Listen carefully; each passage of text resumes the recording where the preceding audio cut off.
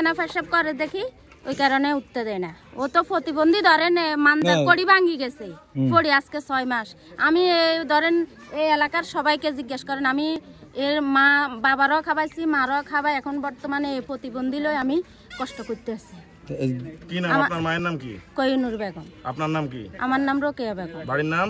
ননামিয়া সর্দার বাড়ি। গ্রামের নাম? কোষবাগ। গত বন্যাতেও র্যাব তাদের এভিয়েশনের মাধ্যমে একজন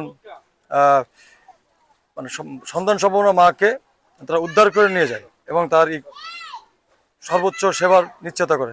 ঠিক তেমনই আমরা সেই ধারাবাহিকতাকে রেখি আমরা আমাদের র্যাব 11 মাননীয় অধিনায়ক স্যারের নির্দেশনা এবং তত্ত্বাবধানে আমরা এরকম যেখানে যে সমস্যা হচ্ছে সেই বিষয়টি আমরা অ্যাড্রেস করে আপনাদের মাধ্যমে এবং আমাদের নিজস্ব সোর্সের মাধ্যমে সংগ্রহপূর্বক আমরা এই যারা বিভিন্ন ধরনের এই মানে বর্তমান যে পানিবন্দী অবস্থায় মানুষ ঘরবন্দি অবস্থায় রয়েছে তাদের সাহায্যের জন্য আমরা এগিয়ে যাচ্ছি এবং স্যারের পক্ষ থেকে র্যাবের পক্ষ থেকে আমরা উপহার সামগ্রী পৌঁছে দিচ্ছি।